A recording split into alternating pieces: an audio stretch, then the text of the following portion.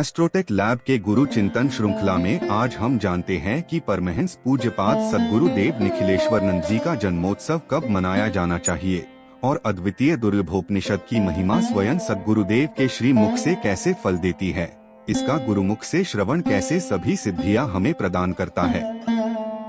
21 अप्रैल निखिल जन्मोत्सव तो आपने अनेक बार मनाया ही होगा, लेकिन यह तो अंग्रेजी कैलेंडर के अनुसार सद्गुरुदेव का बर्थडे या जन्मदिवस है। क्या आपको ज्ञात है कि सद्गुरुदेव भगवान निखिल का अवतरण भारतीय पंचांग के अनुसार कौन सी तिथि को हुआ था? हम रामनवमी अर्थात चैत्र शुक्ल नवमी को भगवान श्री राम के अवतरण दिवस का उत्सव मनाते हैं। इसी प्रकार हम कृष्ण जन्माष्टमी अर्थात भाद्रपद कृष्ण अष्टमी को भगवान श्री कृष्ण के अवतरण दिवस रात्रि का उत्सव मनाते हैं। परंतु क्या हमें हमारे हृदय सम्राट हमारे आराध्य सद्गुरुदेव भगवान डॉक्टर नारायण दत्त श्रीमाली जी के अवतरण दिवस का ज्ञान या स्मरण है? बहुत ही कम साधक बंधुओं को सद्गुरुदेव के अवतरण दिवस के बारे में जानकारी होगी। हमें 12 कला प्रधान भगवान श्री राम का अवतरण दिवस स्मरण है। हमें 16 कला प्रधान भगवान श्री कृष्ण के अवतरण दिवस का ज्ञान है, परंतु हमें मानव इतिहास के सर्वश्रेष्ठ युग पुरुष न भूतो न भविष्यति 64 कला प्रधान भगवान श्री निखिल के अवतरण दिवस का ज्ञान नहीं है ना विचित्र बात। मेरे प्यारे गुरु बंधुओं, हमारे हृदयेश्वर भगवान निखिलेश्वरानंद जी ने सिद्ध पुरुषों की भूमि सिद्धाश्रम के अधिष्ठाता, संस्थापक और संचालक दादा गुरुदेव भगवान परमहंस स्वामी सच्चिदानंद जी के आदेश पर वैशाख मास के कृष्ण पक्ष की तृतीया को राजस्थान के जोधपुर जिले के एक छोटे से गांव में अवतार लिया था। यह वैशाख कृष्ण तृतीया ही निखिल तृतीया है। निखिल अवतरण महादिवस है, निखिलेश्वरानंद सिद्धि महादिवस है। सिद्धाश्रम जैसी पवित्र तपोभूमि पर सिद्धाश्रम पंचांग की ही मान्यता है और वास्तव में ही जिस प्रकार रामनवमी पर श्री राम और कृष्ण जन्माष्टमी पर श्री कृष्ण का जन्म उत्सव मनाया जाता है, उसी प्रकार निखिल तृतीया पर 64 कला पूर्ण भगवान निखिल का जन्म उत्सव या अवतरण महोत्सव मनाया जाना चाहिए। इस वर्ष उद्या तिथि के अनुसार दिनांक 27 अप्रैल शनिवार को निखिल तृतीया है। इस महानतम दिवस निखिलेश्वरानंद सिद्धि महादिवस को दृष्टिगोचर रखते हुए आज ग्रुप में वह दुर्लभ और जाज्वल्यमान हीरक खंड रूपी उपहार सद्गुरुदेव की दिव्य वाणी में प्रेषित किया जा रहा है, जिसके उनकी शांभवी वाणी में श्रवण मात्र से जीवन की छोटी से छोटी और बड़ी से बड़ी प्रत्येक मनोकामना पूर्ण हो सकती है, उच्च कोटि की सिद्धियां प्राप्त हो सकती हैं, पूर्णता प्राप्त हो सकती है। इस दुर्लभोपनिषद की महिमा स्वयं सद्गुरुदेव के श्री मुख से सुनी जा सकती है। आशा ही नहीं, पूर्ण विश्वास है कि इस महान और अद्वितीय दुर्लभोपनिषद के माध्यम से सहस्त्रों साधक बंधुओं को पूर्ण मनोवांछित सफलता प्राप्त हो सकेगी। मेरे प्यारे गुरु बंधुओं, आज इस पावन पर्व पर दुर्लभोपनिषद की महिमा स्वयं सद्गुरुदेव के श्री मुख से सुनते हैं। इसे नित्य या 108 दिन भी आप सुन सकते हैं। इसलिए तो दुर्लभोपनिषद को जीवन का श्रेष्ठतम उपनिषद माना है। इसलिए तो महर्षियों ने एक स्वर से स्वीकार किया है कि यह मनुष्यों के द्वारा उच्चरित उपनिषद नहीं है, यह तो समस्त योगियों का तपोपुंज स्वरूप है। और मैं उन्हीं श्लोकों को आपके सामने उच्चारण कर रहा हूं, उच्चरित कर रहा हूं। गुरुर्वै सदां पूर्वमदैव तुल्यम् प्राणो वदार्यैव हितं सदैव चिन्त्यं विचिन्त्यं भवमेकरूपम् गुरुर्वै शरण्यं गुरुर्वै शरण्यं। मैं इस जीवन में क्यों आया हूं, मेरे जीवन की डोर कहां बंधी हुई है, ईश्वर ने मेरा जन्म क्यों किया है, मैं इस पृथ्वी तल पर क्यों हूं, मेरे जीवन का उद्देश्य, मेरे जीवन का लक्ष्य क्या है, इनको तो केवल गुरुदेव आप ही समझा सकते हैं और कोई समझा भी नहीं सकता। और सभी तो जीवन के बंधन केवल स्वार्थमय बंधन हैं, जिनसे मैं जकड़ा हुआ हूं। उन पासों से, उन रस्सियों से, उन रज्जुओं से मैं बंधा हुआ छटपटा रहा हूं, वेदनाग्रस्त हो रहा हूं, अपने आप में दुखी और संतप्त हो रहा हूं। प्रत्येक पल अपने आप में व्यथित होता हुआ निरंतर मृत्यु की ओर अग्रसर हो रहा हूं। मेरे जीवन में सुख नहीं है, मेरे जीवन में चिंतन नहीं है, मेरे जीवन में सौभाग्य नहीं है। मैं समझ नहीं पा रहा हूं कि आखिर मेरे जीवन का उद्देश्य और लक्ष्य क्या है। और मेरे जीवन का उद्देश्य और लक्ष्य केवल अपने जीवन को समझना है और मुझे समझाने के लिए, मुझे यथार्थता से परिचित कराने के लिए केवल संसार में कोई शक्ति, कोई स्वरूप, कोई बिंदु है तो केवल आप हैं। इसीलिए गुरुदेव, मैं अत्यंत भीगे नयनों से, गदगद कंठ से, भाव विवल वक्षस्थल से आपको दंडवत प्रणाम करता हुआ, आपके चरणों को पकड़ता हुआ, आपके चरणों पे अपने सिर को रखता हुआ प्रार्थना करता हूं कि आप मुझे उस मर्म को, उस रहस्य को, उस चिंतन को समझाएं जो मेरे जीवन का उद्देश्य है, जो मेरे जीवन का लक्ष्य है, वो जीवन की पूर्णता है। क्योंकि मैं तो केवल आपका हूं और गुरुदेव आपकी शरण में हूं, और निश्चय ही गुरुदेव केवल और केवल मात्र आपकी शरण में हूं। गुरुवै प्रपन्नार्तवैवां वदैवम् अत्योद्भतां वै प्रहितं सदैव देवोत्तमेव भवतं सहि चिन्त्य रूपम् गुरुर्वै शरण्यं गुरुर्वै शरण्यम। लोग कह रहे हैं कि मैं देवताओं की आराधना करूं। कौन से देवता की आराधना करूं? हजारों लाखों देवता हैं। मैं किन किन के सामने गिड़गिड़ाऊं, किन के सामने अपनी चौखट पर अपने सिर को फोड़ूं, कहां कहां जाकर के मैं अपनी याचना करूं। मैं दरिद्र भिखारी होकर के किन किन देवताओं के पास भीख मांगता फिरूं, और वे मुझे दे भी क्या सकेंगे? उन देवताओं के पास है भी क्या देने के लिए? वे तो स्वयं आपके सामने हाथ बांधे हुए खड़े हैं। और जो आपके सामने हाथ बांधे हुए खड़े हैं, ये देवता भी आपसे बहुत कुछ प्राप्त करने की आकांक्षा रखते हैं। तो फिर मैं उन भिखारियों के पास क्या जाऊं? फिर तो मैं आपके पास सीधा आना चाहता हूं, फिर मैं आपके चरणों में बैठना चाहता हूं, फिर मैं आपके सामने उन स्थितियों को प्राप्त करना चाहता हूं जो आपसे प्राप्त हो सकता है। यदि आप देवताओं को देने में समर्थ हैं तो निश्चय ही फिर आप हमें भी देने में समर्थ हैं, मुझे भी देने में समर्थ हैं। क्योंकि मैं देवताओं से परिचित नहीं हूं, न देवता मुझसे परिचित हैं। मैंने देवताओं को देखा नहीं है। मैंने चित्रों के माध्यम से देवता के अंकन को देखा है। हो सकता है वह चित्र सही हो सकता है वह चित्र गलत हो।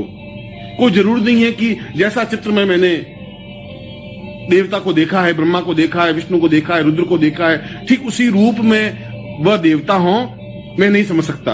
यह तो चित्रकार की एक भावना है जो अपने उसने कागज पर उतारी है, जो कपड़े पर उतारी है। उस चित्रकार ने उस देवता को देखा नहीं, केवल कल्पना के माध्यम से उनके स्वरूप बिंब को उस कपड़े पर, कागज पर उतारा है। इसलिए कागज पर, कपड़े पर देवता का चित्र है, जो मूर्ति है, जो चित्र है, वह सब में अपने आप में अधूरा है, क्योंकि मैं देवताओं से परिचित नहीं हूं। परंतु गुरुदेव, मैं आपसे परिचित हूं। मैंने आपको देखा है, मैंने आपके सारे शरीर को स्पर्श किया है।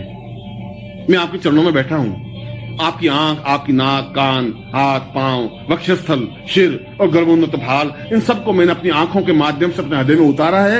इसलिए मैं आपसे अत्यधिक परिचित हूं। आपसे परिचित हूं और आप तो दानी हैं। आप तो श्रेष्ठ हैं, अद्वितीय हैं, ज्ञानी हैं, चेतना पुंज हैं। आप तो बहुत कुछ देने में समर्थ हैं। समस्त ब्रह्मांड को जो देने में समर्थ है, वह मेरे अकंचन व्यक्ति को देने के लिए तो उनके लिए कुछ भी असंभव है ही नहीं। अत्यंत सरल और सामान्य सी बात है। इसलिए मैं तो आप में ही समस्त देवताओं को देख रहा हूं। मैं तो देख रहा हूं कि ब्रह्मा, विष्णु, रुद्र समस्त आपके शरीर में समाहित हैं। जहां जहां भी, जिस रोम में भी मेरी दृष्टि पड़ती है, वहां एक नवीन देवता के दर्शन मुझे होते हैं। और ये सारे देवताओं का आगार समूह को जब मैं साक्षात अपने सामने देखता हूं तो मैं भाव विवल हो जाता हूं, गदगद हो जाता हूं। अपने आप में मैं रह नहीं पाता हूं। इसीलिए आप मुझे देवताओं की आराधना करने के लिए मत कहिए। मैं देवताओं की आराधना चाहता भी नहीं हूं। मेरे सामने तो प्रत्यक्ष देवता है, सशरीर देवता है, चैतन्य पुंज देवता है। फिर इस जीवित जागृत देवता को छोड़ करके उन पाषाण मूर्तियों को, चित्रों को पूजने से क्या होगा? मैं तो गुरुदेव केवल मात्र आपकी शरण में हूं और एकमात्र आपकी ही शरण में हूं।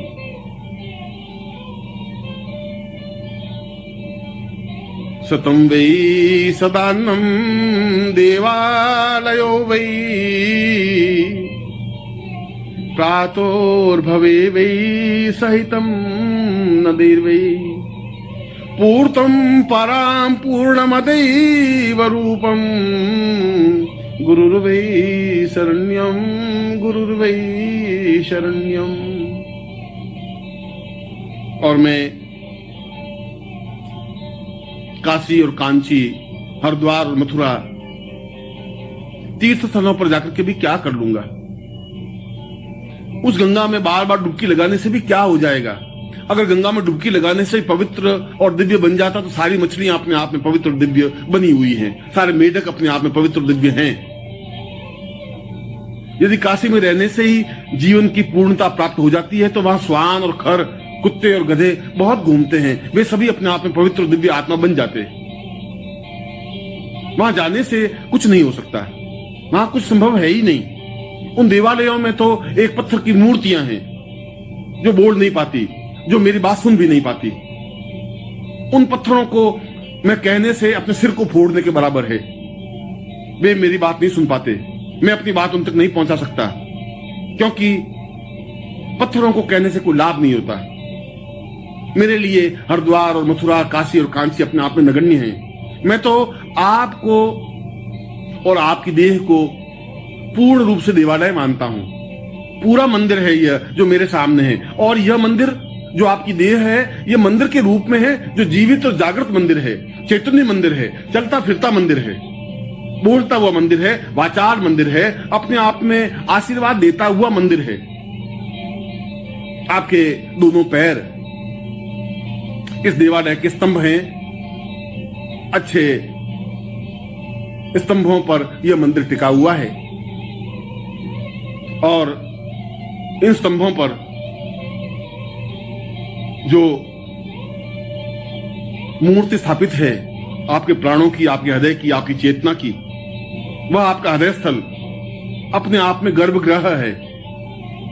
उस गर्भगृह में जाकर के जब मैं खड़ा होता हूं तो मेरा शरीर रोमांचित हो जाता है, भाव विवल हो जाता है, चेतना युक्त हो जाता है, एक एक रोम खड़ा हो जाता है, रोम रोम चीखने लग जाता है, चिल्लाने लग जाता है, पुकारने लग जाता है, और उसके गुरुदेव के अलावा कोई शब्द निकलता नहीं। मेरे आंखों से आंसुओं की धारा बहने लग जाती है, भाव विवल हो जाता हूं, मेरा सारा शरीर थरथराने लग जाता है जब मैं इस जीवित जागृत उस मूर्ति को देखता हूं जो धड़कता है।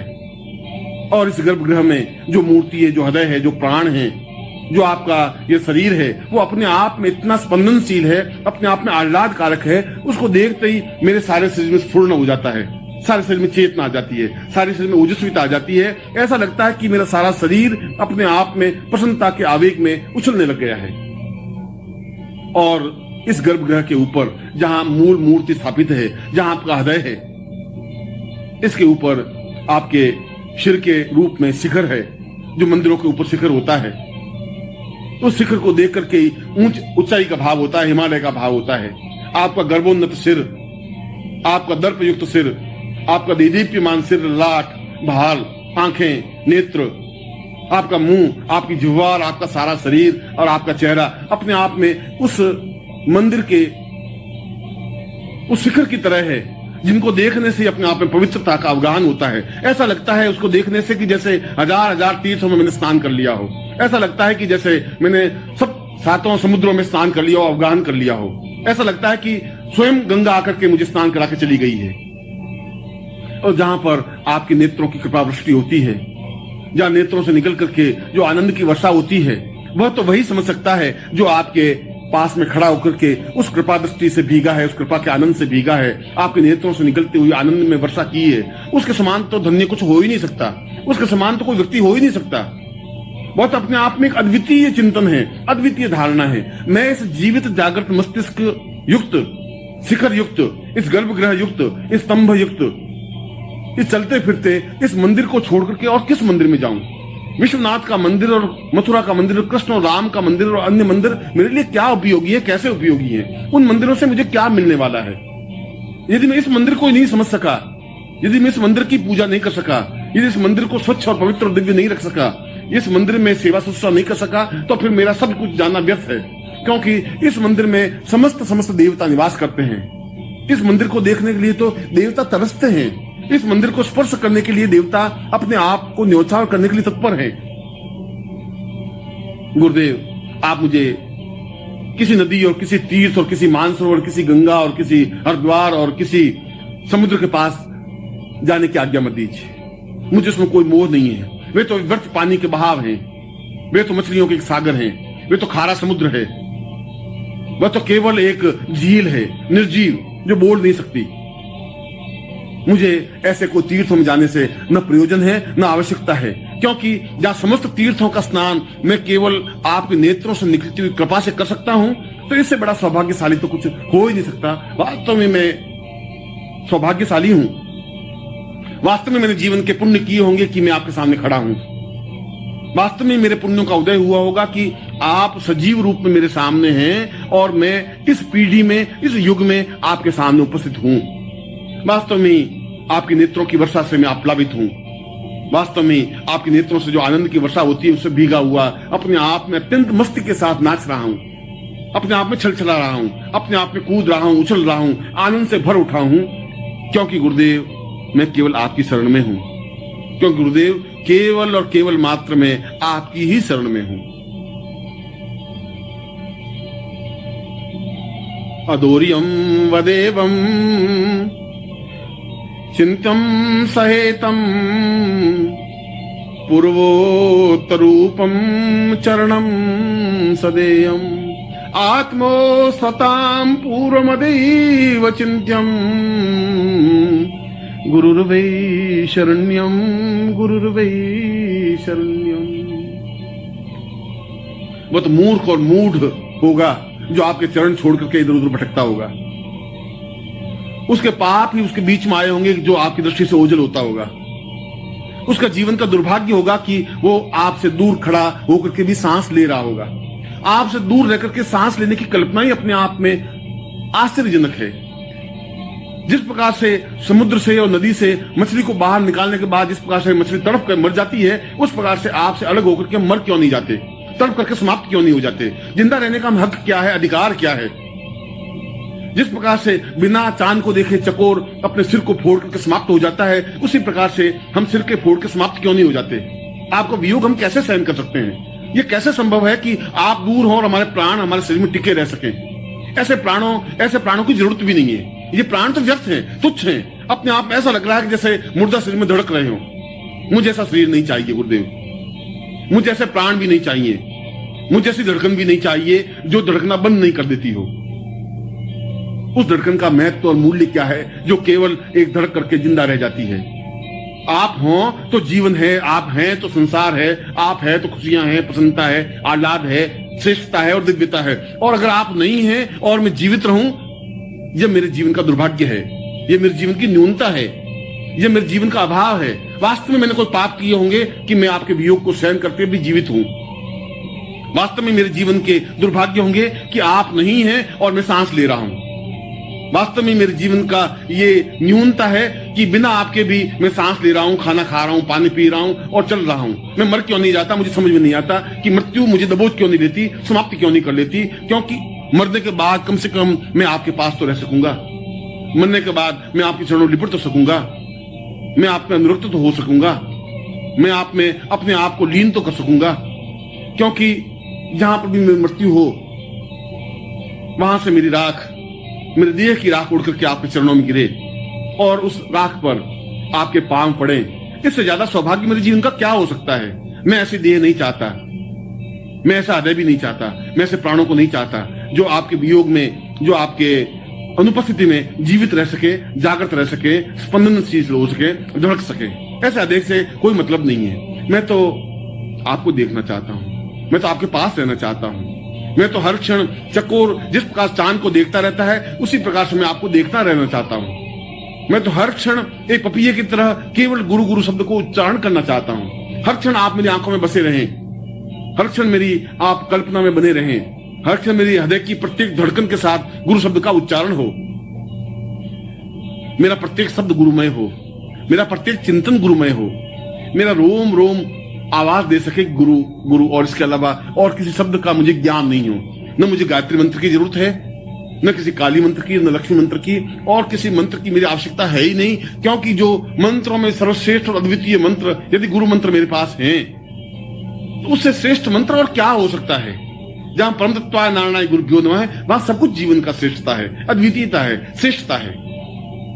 और इसीलिए मैं चाहता हूं कि वे सारे क्षण जो मेरी जिंदगी में प्रभु ने मुझे दिए हैं, वे क्षण आपके साथ व्यतीत हों,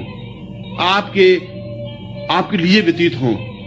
मेरा शरीर आपके काम आ सके, मैं आपके चरणों से लिपट सकूं, मैं आपकी देह से सुवासित हो सकूं, मैं आपकी सुगंध से आप्लावित हो सकूं, मैं चकोर की तरह आपको बराबर टकटकी लगाकर ताकता रह सकूं।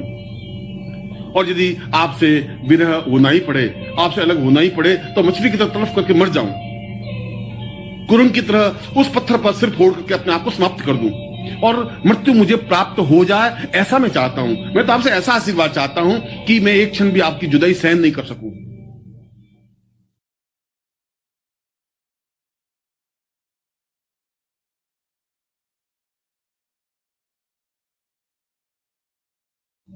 मेरी आंखों से आंसू प्रवाहित हों और प्रत्येक आंसू पर आपका बिंब हो, मेरे प्रत्येक आंसू में आपका चित्र हो, मेरे प्रत्येक आंसू पर आपका नाम लिखा हो, मेरे हृदय की और मेरे गले की थरथराहट में आपका नाम उच्चरित होता हो, और मेरे हृदय की प्रत्येक धड़कन में आपके नाम का उच्चारण हो, गुरु मंत्र का उच्चारण हो। मैं जीवन की ऐसी स्थिति चाहता हूं। अगर ऐसी स्थिति मुझे प्राप्त होती है तो मेरा जीवन धन्य है, तो मेरा जीवन पवित्र है, तो मेरा जीवन दिव्य है। और अगर ऐसा नहीं है तो मेरे जैसा पापी, अधर्मी और कृतज्ञ कुछ नहीं हो सकता। आप मुझे आशीर्वाद दें तो मुझे ऐसा आशीर्वाद दें। आप मुझ पर कृपा करें तो ऐसी कृपा करें कि मैं हर क्षण आपके पास रह सकूं, आपकी वाणी को सुन सकूं, आपके शब्दों को अपने हृदय में उतार सकूं। मैं एक टक आपको ही देखता रहना चाहता हूं। मैं एक टक आपको अपनी आंखों के माध्यम से पी लेना चाहता हूं। मैं एक टक आप में समाहित हो जाना चाहता हूं, एक रस हो जाना चाहता हूं, आप में लीन हो जाना चाहता हूं, क्योंकि गुरुदेव मैं आपकी शरण में हूं और केवल मात्र आपकी शरण में हूं। मैं आपको दुर्लभोपनिषद के कुछ श्लोकों को सुना रहा था, उच्चारित कर रहा था। उन ऋषियों के पुंज ने, दुर्लभोपनिषद ने अत्यंत गर्वित होकर के कहा है, चैतन्य रूपम अपरम सदैव प्राणोदवेवं चरणम सदैव सतीर्थो सदैवं भवतं वदैवं गुरुर्वै शरण्यं गुरुर्वै शरण्यं। और लोगों ने अनुभव किया हो या नहीं किया हो, मगर मैं तो आपके शरीर का एक हिस्सा हूं, एक शरीर का पार्ट हूं, एक शरीर का एक अंग हूं। मैंने अनुभव किया है कि आप हिमालय से भी महान, गर्वयुक्त और सागर से भी समान विशाल हैं। सागर आपके सामने बहुत तुच्छ है, नगण्य है। हिमालय बहुत बौना है। आपका गर्भोन्नत भार हिमालय से भी बहुत ऊंचाई की ओर उठा हुआ है। और जब मैं अपना सिर उठा करके ऊंचाई की ओर देखता हूं तो मेरी आंखें चौंधिया जाती हैं। मैं समझ नहीं पाता हूं कि इतना अद्वितीय श्रेष्ठतम इस गर्भोन्नत भाल को मैं अपनी आंखों के माध्यम से कैसे समाहित कर सकूंगा। मैं जब आपके वक्षस्थल को देखता हूं तो ऐसा लगता है कि जैसे पूरा समुद्र हिलोरे मार रहा हो, ठाठे मार रहा हो। उस वक्षस्थल में अपने सिर को छुपा लेना चाहता हूं। मैं उसमें डूब जाना चाहता हूं, भींच जाना चाहता हूं। आप मुझे बाहों के घेरे में बांध लें, अपने सीने से भींच लें, इतना भींच लें कि मैं आपके शरीर में, आपके हृदय में, आपके सीने में, आपके वक्षस्थल में प्रवेश कर लूं, उसमें घुस जाऊं, उसमें अपने आप को समाहित कर लूं, अपने एकाकारिता को कर लूं, अपने आप को समाप्त कर दूं। जहां मुझे सुख मिल सकेगा, जहां मुझे सौभाग्य मिल सकेगा, जहां मुझे तृप्ति मिल सकेगी, जहां मुझे पूर्णता प्राप्त हो सकेगी। और जब मैं आपके संपूर्ण शरीर को देखता हूं तो मेरे सामने समस्त ब्रह्मांड साकार हो जाता है। और शरीर को जब मैं भाव विवल होकर देखता हूं तो कहीं मुझे ब्रह्मलोक दिखाई दे रहा है, कहीं मुझे विष्णुलोक दिखाई देता है, कहीं मुझे रुद्रलोक दिखाई देता है। इंद्र, गंधर्व, यक्ष, किन्नर और उन समस्त देवताओं के आगार मुझे दिखाई देते हैं। चंद्रलोक और सूर्यलोक मुझे स्पष्ट रूप से प्रतिबिंबित होते हैं। ऐसा लगता है कि जैसा समस्त ब्रह्मांड मेरे सामने साकार हुआ हो। फिर मैं कौन सी साधना करूं? उस ब्रह्मांड साधना करने से मुझे क्या लाभ हो पाएगा? उस ब्रह्मांड साधना से तो एक एक लोक करके देख पाऊंगा। यहाँ तो मैं समस्त ब्रह्मांड को एक साथ देखने की प्रयत्न करता हूं और सारा ब्रह्मांड मेरे सामने साकार है, तेज पुंज है, स्वरूपमय है। जब मैं आपके सिर को देखता हूं तो एक अलग ब्रह्मांड दिखाई देता है। जब मैं आपके नेत्रों को देखता हूं तो सूर्य लोक और चंद्र लोक स्पष्ट रूप से दिखाई देते हैं। जब मैं आपके मुस्कुराते हुए बिंब को, चेहरे को और मुस्कुराहट को देखता हूं तो ऐसा लगता है कि जैसे सारा ब्रह्मांड खिलखिला रहा हो, मुस्कुराहट रहा हो। और इस पूरे ब्रह्मांड को जब मैं अपने सामने खड़ा देखता हूं तो मैं तो अपने आप को बहुत छोटा, नगण्य और बौना सा अनुभव करता हूं। ऐसा लगता है कि जैसे इस पूरे ब्रह्मांड में मेरा अस्तित्व तो कहां है, जहां हजारों हजारों ऋषि हैं, योगी हैं, गंधर्व हैं, किन्नर हैं, देवता हैं, ब्रह्मा हैं, विष्णु हैं, महेश हैं, वशिष्ठ हैं, विश्वामित्र हैं, गर्ग, अत्रि, कणाद, पुलस्त्य ऋषि हैं। इन समस्त देवताओं ऋषियों में मेरा अस्तित्व कहां है? मैं तो बहुत एक छोटा सा, अत्यंत छोटे से कण की तरह दिखाई देता हूं। उसके बावजूद भी इस कण को आपने बनाया, इससे बड़ा सौभाग्य क्या हो सकता है? इस कण पर आपकी कृपा दृष्टि हुई, इससे बड़ा सौभाग्य और क्या हो सकता है? आपने इस कण पर हाथ रखा, यह मेरे जीवन का अहोभाव है, सौभाग्य है। आपने इस कण को अपनाया, यह मेरे पूर्व जन्म के पुण्यों का उदय है। मुझे अपने आप में गर्व है कि मैं उस ब्रह्मांड का एक हिस्सा बन सका। उस ब्रह्मांड की कृपा दृष्टि मुझ पर अवतरित हो सकी, उस ब्रह्मांड की वर्षा मेरे ऊपर हो सकी और मैं उसमें अवगाहन कर सका। आपकी और मेरी तो कोई तुलना हो ही नहीं सकती। हजारों हजारों जन्म लेने के बाद भी मैं आपके बराबर और आपके बराबर चिंतन कर ही नहीं सकता। एक कण की और एक विशाल पृथ्वी की कोई तुलना नहीं हो सकती। एक बूंद और एक समुद्र की तुलना नहीं हो सकती। एक दीपक और एक सूर्य की तुलना नहीं हो सकती। ठीक उसी प्रकार से मेरी और आपकी तुलना करना ही व्यर्थ है, तुच्छ है, नगण्य है, मूर्खता है, मेरा ओछापन है। मैं तो अगर इस पूरे ब्रह्मांड का एक छोटा सा कण भी बना रह सकूं तो ये बहुत बड़ी उपलब्धि है कि इस ब्रह्मांड में मेरा कण अस्तित्व युक्त है। और उससे भी बड़ा सौभाग्य यह है कि इस कण पर आपकी कृपा दृष्टि है। इस कण को आप परिचित हैं, इस कण पर आपकी कृपा दृष्टि हुई है, इस कण ने आनंद का अनुभव किया है। इससे बड़ा सौभाग्य और मुझे क्या चाहिए? और जब मैं पूर्ण भावनाओं के साथ आपके चरणों पर झुकता हूं तो मुझे वे चरण दिखाई नहीं देते। मुझे तो वहां विश्वनाथ की नगरी दिखाई देती है, मुझे तो वहां सोमनाथ मंदिर दिखाई देता है, मुझे तो वहां काशी और कांची, हरिद्वार और मथुरा दिखाई देती है। समस्त तीर्थ मुझे अपने आप दिखाई देते हैं। मुझे तो इन चरणों को अगर मैं आंसुओं से जब भिगोता हूं तो मुझे सामने ब्रह्मा, विष्णु और महेश दिखाई देते हैं, रुद्र दिखाई देते हैं, इंद्र दिखाई देते हैं। वह केवल चरण ही नहीं है, वे तो अपने आप में संपूर्ण देवलोक हैं। और जब मैं नेत्रों के माध्यम से, आंसुओं के माध्यम से उन चरणों को प्रक्षालित करता हूं तो ऐसा लगता है कि जैसे समस्त देवताओं की पूजा अर्चना एक साथ कर ली हो, समस्त सिद्धियों की पूजा एक साथ कर ली हो। वास्तव में ही आपका यह अद्वितीय शरीर, गर्भोन्नत भाल, तीक्ष्ण और सुंदर आंखें, नुकीली नाक और अद्वितीय मुस्कुराहट मुझे पागल कर देती है। मैं खो जाता हूं इस मुस्कुराहट में। मैं भूल नहीं पाता इस मुस्कुराहट के एक कण को भी। मैं कहीं भी होता हूं तो मुस्कुराहट मेरा पीछा करती है। हर क्षण इस मुस्कुराहट में अपने आप को निमग्न करता रहता हूं। हर क्षण इच्छा होती है कि मैं दौड़ूं और आपके पास आऊं और आपको देखूं, इस मुस्कुराहट में अपने आप को निमग्न कर दूं। और जब मैं आपके वक्षस्थल को देखता हूं तो ऐसा लगता है कि जैसे संपूर्ण हिमालय अवतरित होकर के सामने खड़ा हो गया हो। और इस वक्षस्थल में इतनी ताकत, इतनी क्षमता और इतना उठा हुआ भाव है कि यदि यह एक बार हिमालय से टकरा जाए तो हिमालय को कई कदम पीछे हटना पड़े। ऐसा अद्वितीय वक्षस्थल तो जीवन में हो ही नहीं सकता। न आदियों का रहा, न देवताओं का रहा। यह तो मैंने देखा है। इस वक्षस्थल को मैंने अनुभव किया है। इस वक्षस्थल से मैं चिपका हूं। इस वक्षस्थल का मैंने स्पर्श किया है। इस वक्षस्थल में मैं दुबका हूं। इस वक्षस्थल की गर्मी को मैंने एहसास की है। इस उष्णता को मैंने अपने हृदय में, अपने प्राणों में उतारा है। इस धड़कन को अपनी कानों से सुना है। और आपके ये लंबे आजानु बाहु अपने आप में ताकत और प्रभुता के परिचायक हैं। ऐसा लगता है कि स्वयं इंद्र अपने सामने खड़ा हो गया हो। ऐसा लगता है कि पूर्ण ऐश्वर्य क्षमता के साथ खड़े हों। और आपके चरण तो समस्त तीर्थों का आगार है, समस्त देवालयों का आधार है, समस्त ब्रह्मांड के ऋषि और मुनियों का एक आधारभूत पूंजी स्वरूप है। वास्तव में ही आपका वरदहस्त, आपकी कृपा, आपकी श्रेष्ठता और आपकी अद्वितीयता को वर्णन नहीं किया जा सकता। मैं एक मुंह से नहीं, अगर सहस्त्रनाग हजार हजार मुंह से भी आपके गुणों को स्पष्ट करें तो वह भी अपने हजार मुंह से आपको नहीं कह सकते।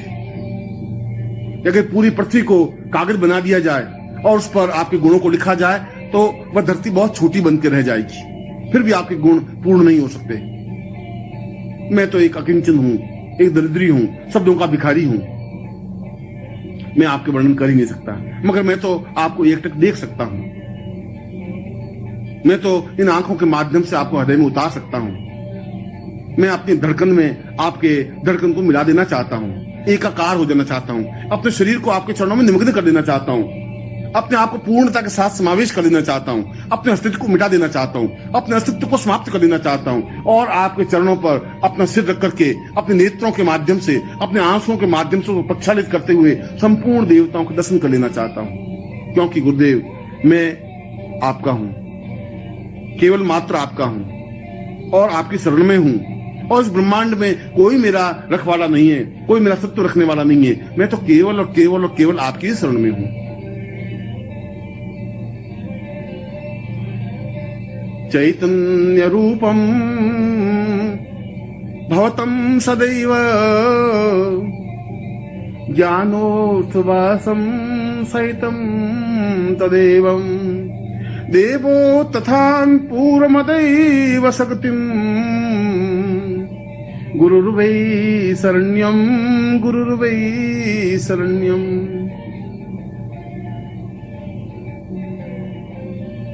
इस विश्व में, ब्रह्मांड में जितनी भी शक्तियां हैं, वह चाहे महाकाली हो, वह चाहे महासरस्वती हो, वह चाहे महालक्ष्मी हो, वह चाहे बगलामुखी हो, वह चाहे धूमावती हो, वह चाहे छिन्नमस्ता हो, चाहे जगदम्बा हो, किसी भी प्रकार की कोई शक्ति हो, मैं तो आपके सामने उनको अठखेलिया करते हुए देखता हूं। मैं देखता हूं कि वे आपके सामने नृत्य कर रही हैं। मैं देखता हूं कि वे आपकी कृपा कटाक्ष पाने के लिए प्रयत्नशील हैं। वे स्वयं टुकुर टुकुर आपकी ओर निहारती रहती हैं कि कब आपकी नजर उठे, कब आपकी दृष्टि उठे, कब आप उन पर कृपावृष्टि करें, कब वे धन्य हों। और जब मैं ये सब कुछ देखता हूं तो मैं ये समझता हूं कि आपको छोड़ करके और कौन सी साधना मेरे लिए उपयुक्त है, कौन सी शक्ति चाहिए, कौन सी साधना चाहिए। तारा मंत्र से क्या हो जाएगा, काली मंत्र का उच्चारण करने से क्या होगा, एंग रिंग क्लिंग चामुंडा विच्चे जगदम्बा का मंत्र उच्चारण करने से, नवाण मंत्र जपने से क्या हो जाएगा। ये सब तो मैं आपके सामने नृत्य करते हुए देख रहा हूं। ये सारे गंधर्व, ये सारे यक्ष, ये सारे किन्नर, ये सारे देवता जब नृत्य करते हुए आपके सामने मैं अनुभव करता हूं तो समझता हूं कि आपसे बड़ा और देवत्व क्या हो सकता है, आपके बड़ा और पुरुषत्व क्या हो सकता है। आप तो जीवन का एक पुंजीभूत स्वरूप हैं, ब्रह्मांड का एक पार्श्व हैं, चैतन्य स्वरूप हैं, अपने आप में समग्र हैं। और मैं जब आपको देखता हूं तो ऐसा लगता है कि जैसे समस्त ब्रह्मांड को मैं अपने आप में आत्मसात किया हुआ हूं। सारा ब्रह्मांड मेरे हृदय में अवतरित हो जाता है, मेरा हृदय अपने आप में धड़कने लग जाता है, चैतन्य हो जाता है, मेरा सारा शरीर थरथराने लग जाता है। मैं अपने आप में पूर्ण कुंडलिनी जागरण और क्रिया योग से दीक्षित हो जाता हूं। सारा शरीर अपने आप में ऊंचा उठ जाता है, अपने आप में तपस्वी बन जाता हूं, पूर्णता युक्त बन जाता हूं और सही अर्थों में देखा जाए तो मैं वशिष्ठ, विश्वामित्र, अत्रि, कणाद बन जाता हूं। मैं इंद्र और मरुदगण बन जाता हूं, मैं विष्णु और रुद्र बन जाता हूं, क्योंकि वे सब तो एक नगण्य आपके सामने खड़े हैं। जिस प्रकार से मैं खड़ा हूं उसी प्रकार से ये सारी शक्तियां, ये सारे देवता, ये सारे यक्ष, ये सारे गंधर्व, ये सारे किन्नर मैं अपनी आंखों से खड़े खड़े देख रहा हूं। इसलिए गुरुदेव, उनके समान तो मैं भी बन गया हूं। ये हो सकता है कि वे आगे हों, मैं थोड़ा पीछे रुका हुआ हूं। हो सकता है कि उनके मेरे बीच में फासला हो, मगर उनकी कृपा दृष्टि, यदि आपकी कृपा दृष्टि उन पर है तो आपकी कृपा दृष्टि उनसे भी पहले मेरे ऊपर है। और ये मेरे लिए सौभाग्य की बात है, ये मेरे लिए प्रसन्नता की बात है, ये मेरे आह्लाद की बात है। और मंत्रों को और पुस्तकों में लिखे हुए मंत्रों को मैं क्या करूं? उन मंत्रों के माध्यम से क्या हो जाएगा? वे मंत्र तो एक निर्जीव शब्द हैं। उन शब्दों को ठेल करके आगे बढ़ाऊं भी तो उससे क्या लाभ हो जाएगा? मुझे मंत्र नहीं चाहिए, मुझे तंत्र नहीं चाहिए, मुझे योग दर्शन मीमांसा नहीं चाहिए। आपके मुंह से निकला हुआ प्रत्येक शब्द अपने आप में मंत्र है। आपके मुंह से निकला हुआ प्रत्येक शब्द अपने आप में मेरे लिए आज्ञा है, मेरे लिए तंत्र है।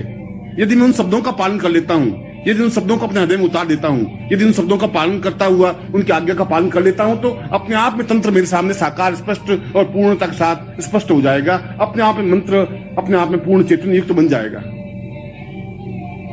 यदि मैं आपके शरीर को स्पर्श कर लेता हूं तो सारे योग की भाव भूमियां अपने आप मेरे शरीर में अवतरित हो जाएंगी। जब मैं आपके शरीर को स्पर्श करता हूं तो सारे शरीर में एक विद्युत प्रवाह सा अनुभव होता है। ऐसा लगता है कि जैसे बहुत जोरों से मैं उछल गया हूं, ब्रह्मांड में एक कूदने लग गया हूं, क्योंकि उस तेजस्विता को मैं अपने हृदय में, अपने शरीर में अनुभव करने लगता हूं। इसीलिए तो मुझे न मंत्र की आवश्यकता है, न तंत्र की, न दर्शन की, न योग की, न मीमांसा की, न किसी प्रकार की साधना की, न किसी प्रकार की सिद्धियों की। मैं सिद्धियों को लेकर क्या करूंगा? जब मेरे जीवन की पूर्णता, मेरे जीवन का उद्देश्य, मेरे जीवन का लक्ष्य आपके चरणों में अपने आप को मिटा देना है, अस्तित्वमय बना देना है, तब फिर उन मंत्रों और साधनाओं, काली और महालक्ष्मी और सरस्वती से क्या हो जाएगा? उस बलरामुखी और छिन्नमस्ता से क्या हो जाएगा? उस देवता और ब्रह्मा विष्णु महेश से क्या हो जाएगा? वे तो मेरे सामने अत्यंत महत्वपूर्ण नहीं रह गए हैं। जब मैंने आपको देखा है, जब मैं समुद्र को देखा है, तो फिर बूंद को देख करके क्या करूंगा? जब मैं पूरे आकाश को देखा है तो एक छोटे से तारे को टिमटिमाते हुए देख करके भी क्या कर लूंगा? जब मैं बसंत को अपने सामने अनुभव किया है तो एक छोटे सुगंध को झोंके से क्या हो जाएगा? गुरुदेव, मैं तो केवल इतना जानता हूं कि मैं आपका हूं। मैं केवल इतना ही मंत्र जानता हूं कि केवल आप और आप और आपकी कृपा दृष्टि ही है। मैं तो केवल इतनी भावना जानता हूं कि, इतनी साधना जानता हूं कि मैं आपके शरण में हूं। और मैं केवल इतना ही तंत्र, मंत्र, योग और दर्शन जानता हूं कि मैं केवल और केवल मात्र आपकी शरण में हूं। न तातो वतान्ये न मातम न भ्रातम न देहो वदान्ये पत्निर्वतेमं न जानामि वित्तं न वृत्ति न रूपम गुरुर्वै शरण्यं गुरुर्वै शरण्यं। मैं न माता को जानता हूं न पिता को जानता हूं, क्योंकि वे तो स्वार्थमय स्वरूप में संबंध हैं।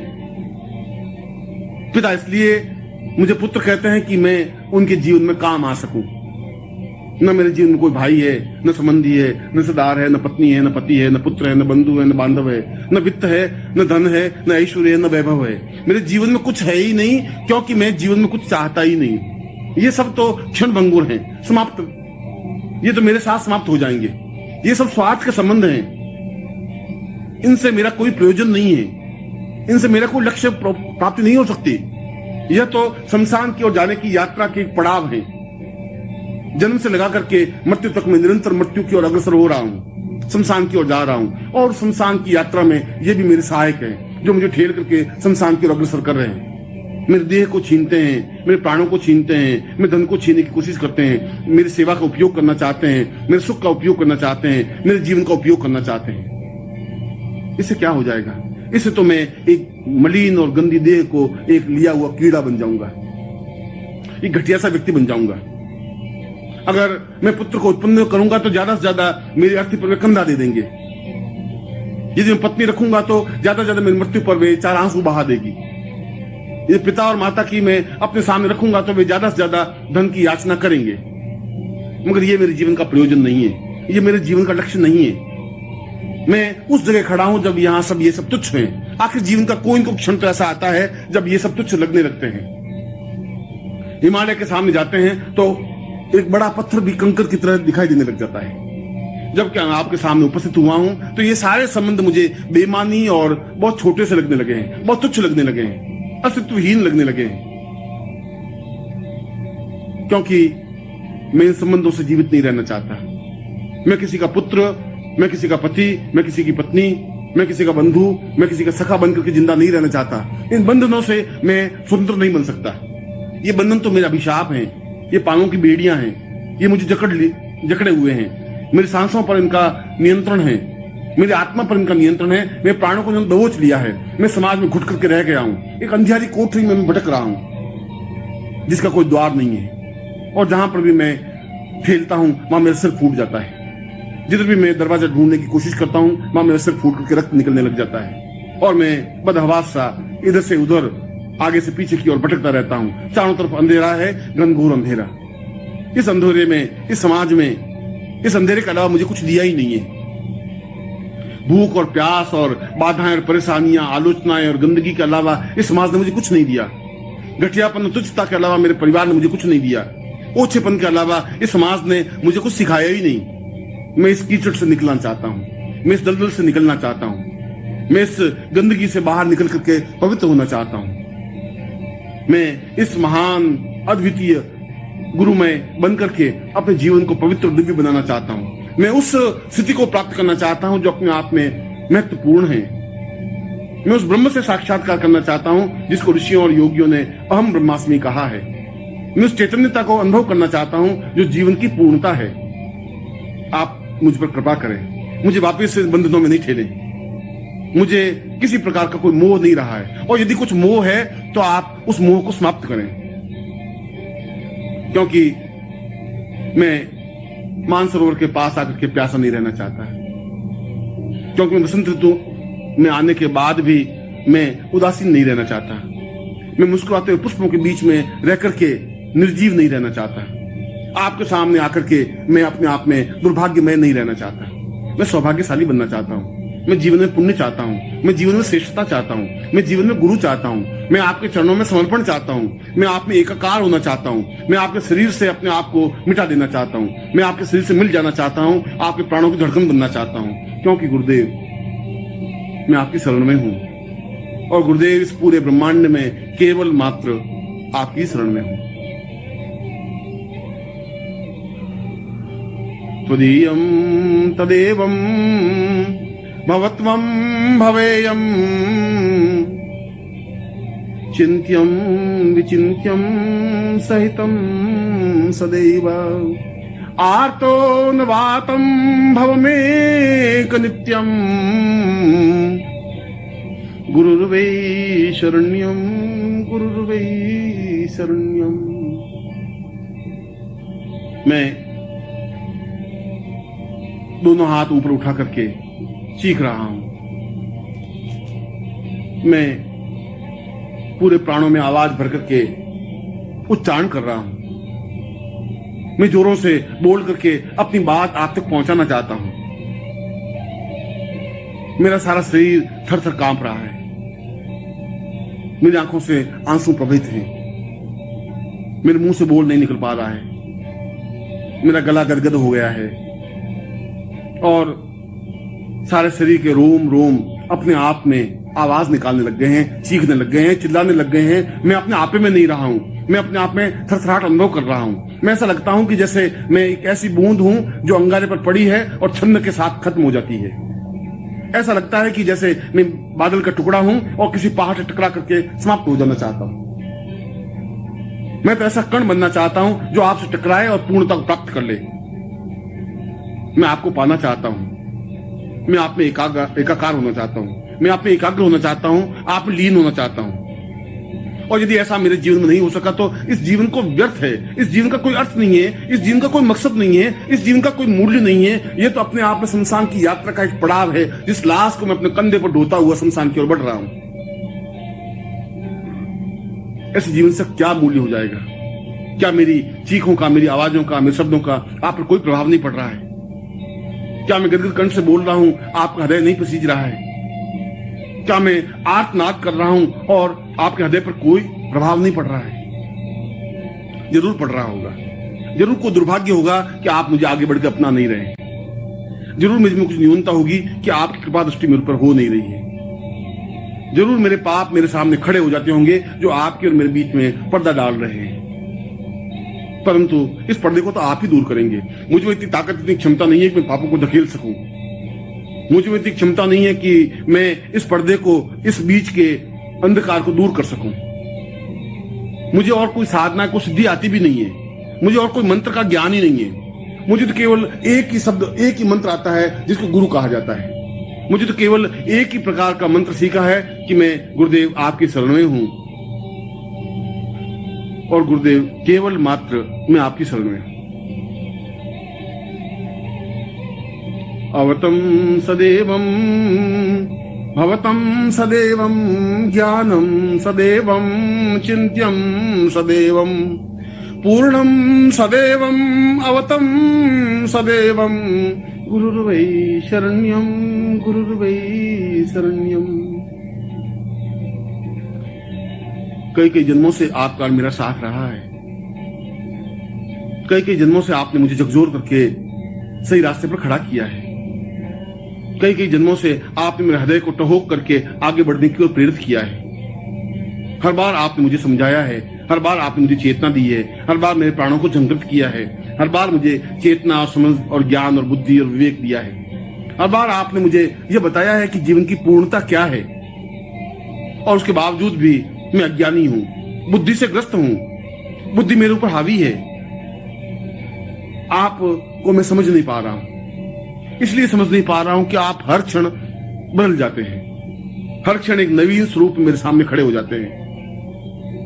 इतने रूप आप मेरे सामने खड़े कर लेते हैं कि मैं एक स्वरूप को पकड़ता हूं तो फिर दूसरा स्वरूप सामने आता है, दूसरे स्वरूप को पकड़ता हूं, तीसरा और चौथा और पांचवा स्वरूप सामने आ जाता है। मैं नहीं समझ पा रहा कि कौन से स्वरूप को मैं समझूं। मैं अज्ञानी हूं, और ज्यों ही मैं समझने की कोशिश करता हूं त्यों ही आप माया का पर्दा आपके और मेरे बीच में डाल देते हैं। आप तो बहुत और अजीब तरह का खेल खेलते रहते हैं, और मैं फिर आपको सामान्य मानव समझ लेता हूं। फिर मैं आपको हार्ड मांस का व्यक्ति समझ लेता हूं। फिर मैं अपने आप को समझने की कोशिश करता हूं और मैं आपको समझने की कोशिश करता हूं। फिर मैं समझता हूं कि ये तो मेरे ही जैसा मनुष्य है। फिर उस माया के आवरण में लिप्त होता हुआ मैं उसी जगह जाके खड़ा हो जाता हूं जहां से मैं चला था। प्रभु ऐसा मत करिए। ये बार बार मेरी परीक्षा मत ले। बार बार माया के आवरण में मुझे मत डालिए। बार बार मुझे धक्का करके पीछे मत हटाइए, क्योंकि मुझ में किसी प्रकार का बल, ताकत, साहस, क्षमता नहीं है। मैं तो एक नगण्य हूं, तुच्छ हूं। अपने आप में मुझ में कोई ज्ञान और चेतना नहीं है। यदि आप मेरे ऊपर कृपा कर सके तो मेरी बुद्धि को समाप्त करें। यदि आपकी कृपा कटाक्ष मेरे ऊपर है तो आप मेरी भावनाओं को जागृत करें। यदि आप कुछ मुझे समझते हैं तो मुझे बुला करके अपने सीने से लगाएं, अपने वक्षस्थल से चिपकाएं। मैं आपके धड़कन को अपने जीवन में उतार सकूं। मैं अपने प्राणों को पूर्णता के साथ एकाकार कर सकूं। मैं आप में निमग्न हो सकूं, अपने आप में आप लीन कर सकूं। आपका और मेरा अस्तित्व नहीं रहे। बूंद पूरी तरह से समुद्र में विसर्जित हो जाए। वायु का झोंका पूरी तरह सुगंध में और पूरी तरह से प्रवाहित हो जाए। मेघखंड पूरी तरह से सागर में मिल जाए। मैं दूसरी प्रकार से आप में लीन हो जाना चाहता हूं, क्योंकि मेरा एकमात्र सहारा और अवलंब गुरुदेव आप हैं। मैं आपकी शरण में हूं, केवल मात्र आपकी शरण में हूं। वस्तुतः यह दुर्लभोपनिषद जीवन का एक सौभाग्यदायक काव्य है।